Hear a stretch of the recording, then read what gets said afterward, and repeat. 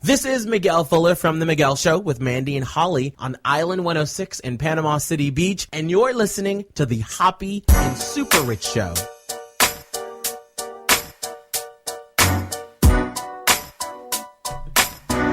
Taking it back to 2007 with this instrumental, man. Chingy Baller, baby. When I was a little badass 7th grader, roaming through the halls trying to act cool even though I wasn't. This is my song. I'm a baller, baby. I had that high voice, you know what I mean? All right, before we get to Super Rich News, a quick reminder that you can check out The Edge Artists. Everyone we play on The Edge at theedgeonair.com/edge-artist. Also, I just said that with a lisp. Artist. theedgeonair.com/edge-artist, not art-ish. Also, under the Edge Artist tab. Right. All right, real quick, I want to play it one more time. It's the funniest thing ever. It's my cats meowing last night. Because I didn't feed them. So I got home from the gym. It's like 11. I'm hungry. So I like made soup. So like they're like, meow, feed me. Meow, feed me. And I'm like, no. I get fed first. I'm sore. So then this is what happened at 1:30 in the morning. First of all, I like that hissing. Just the, don't mess with me. I'm Dino. And then Dino's just walking around looking like, you don't mess with me. I'm 16 years old. He's like, pimp. I'm getting fed before you are. Then I say you're a pimp in the video. One more time. I just love this. Like if I were a neighbor and I heard that, I would think the cat's being put right to the shredder. Right. Call the show. 630-785-2510. That's 630-785-2510.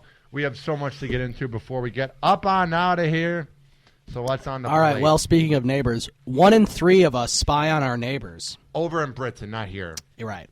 I can't imagine the whole idea of spying on your neighbors. Like last night I went for a walk, and a lot of the neighbors at like 7 o'clock at night have their shades sort of open, and you can see them eating dinner. And you look for like 1/4 of a second, and then you're like, yeah, that's someone's life. I'm not going to look. I can't imagine actually being someone. That'd be funny if you just like looked out your window and there's just like 5 people like staring at you. Or you see me looking in, hey, I'm hungry at meatloaf. Like, I just can't imagine being one of those guys who, if that's like your fetish or you're just weird and you're like looking in. I'm not kidding. I mean, that's what they do it for. What do you think they're doing it for? Getting research on how to decorate your living room? They're doing it for some reason. But yeah, no, I know what you mean. So this is over in England. 1 in 3 homeowners admit they regularly spy on their neighbors. 1 in 3? I mean, that's and they spell neighbors like you would in England with B-O-U-R-S. Neighbors, just like they spell color differently in England.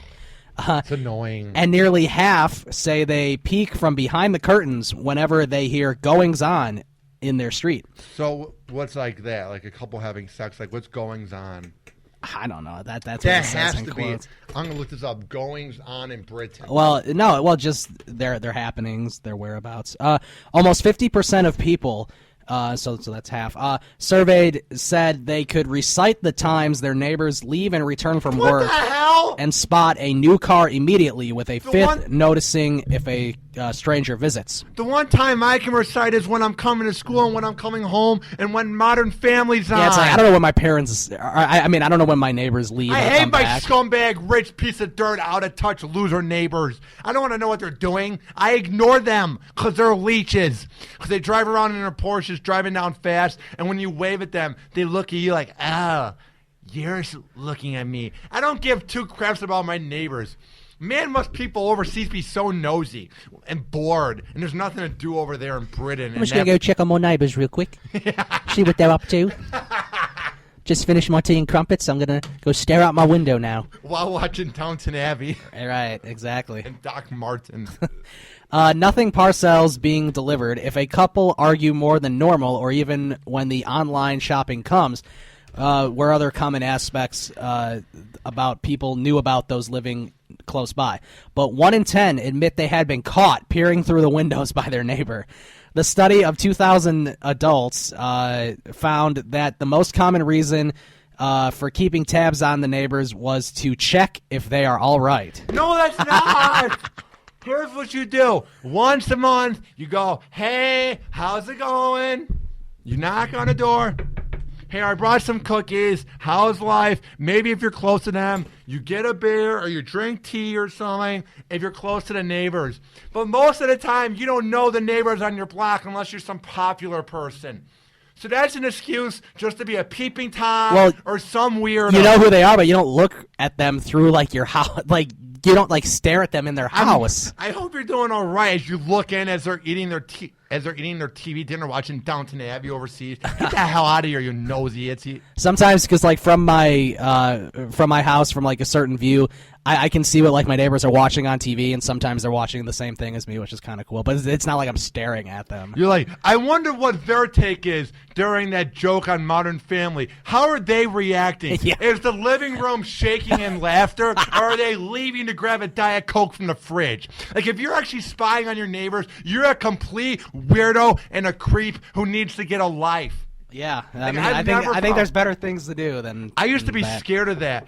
And then my dad was like, "You're 6'6". You have nothing to be scared of." Like, I would put like little like bobbleheads on each side of the like window shades just so that nothing could come in at night and there'd be no peeping toms.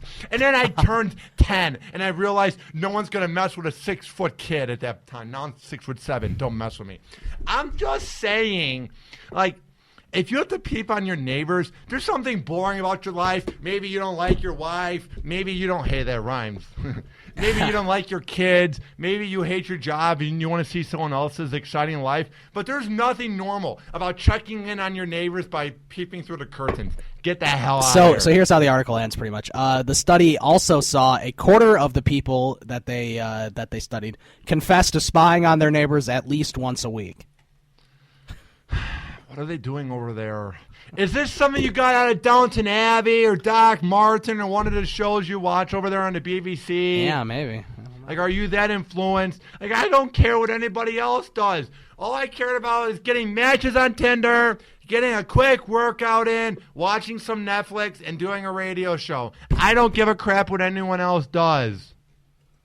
So, what else is coming up in Super Rich News before we get the hell out of here? All right, so a teen in Bloomsburg, Pennsylvania, thought a KKK outfit and a slur sounded like a good idea at the time. Yeah, it's a great idea to dress up in one of the most hated organizations and one of the most scumbag, leeching, hate-filled piece of dirt organizations, to dress up like them and say some slurs. Oh yeah, buddy, that's going to go over well. Great idea. So a teenager who dressed like a member of the Ku Klux Klan and shouted a racist, now I'm doing that thing like you are with artists. Shouted a racist slur at a black woman in a central Pennsylvania town, said it was a good idea at the time. When was it ever a good idea? When would you ever think it would be a good idea? It wasn't a good idea. Well, I love how it says good idea at the time. So maybe at a different time it wouldn't have been a good idea, but at that particular time it was a great idea to dress up like a Ku Klux Klan member and shout racial slurs in the middle of Pennsylvania. It never was a good idea. It wasn't cool 50 years ago. It's not cool now. I don't know what type of punishment this kid needs, but ground him for 6 months. Take away any technology. If he thinks he can get away with this because he's a teenager, he's underage. Well, he's 18, so he could be mind. tried as an adult. I don't know what you're going to try him as, a douchebag, a weirdo, a racist. Like 10 years to douchebag training. The Bloomberg Press reports that 18-year-old Walter Reebsum faced a preliminary hearing Wednesday on charges of ethnic intimidation and harassment. A judge ruled there was enough evidence to send the case to trial. Reebsum said outside court that he is not a racist. He says he meant it as a joke. Oh, yeah. It's a little late for that. It's not a joke. Oh, it's so funny to dress up in a KKK outfit and just go around saying awful things and scaring the neighbors. To me, a good joke is when you write an improv thing or when you watch a sitcom. But no, I guess humor nowadays is dressing up in a white KK outfit and making everyone laugh. Hey, look at me, I'm saying racial slurs. Yeah, I don't think he got that reaction. I'm sure people were just like walking by and just staring at him like, what is this guy doing? This guy for real? Like, what sort is of this? like in the movie what's that movie with Will Ferrell and John C. Reilly when they dress up as the Step Brothers. Yeah. This is a great neighborhood. All right, anything else in the article? That's it. All right.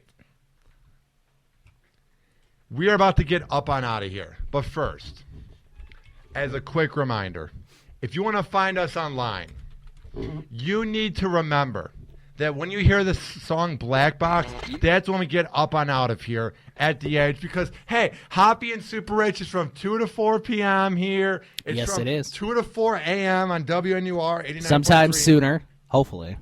Yeah, we're sometimes there at like 11 p.m. playing the best It all throwback. depends who pops up at what time. If the show before us obviously doesn't care, so they just kind of show up when they want to and interrupt their flow.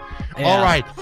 HoppyRadio.com, home to all 30 interviews that me and Super Rich conducted. HoppysRoll.com is my media network. Check out my mobile app, Hoppy Radio, in the App Shop. For the Android device, we're on TuneIn, Spreaker, and Stitcher. Under Hoppy Radio. Tweet at me right now so I know you're listening, at Hoppy Radio 893. What about you, Super Rich? You can follow me on Twitter at Ryan Stuprich, STUPRICH. And you can check out my website, ryanstuprich.wordpress.com. I will have Fantasy Fanatics tomorrow from 2 to 4 p.m. That's here on sportstownchicago.com. That will be with co-host Andrew Freeman and Ryan Risky, who's heard here as well. And then we will, and then you can also check out my articles on sportsmockery.com.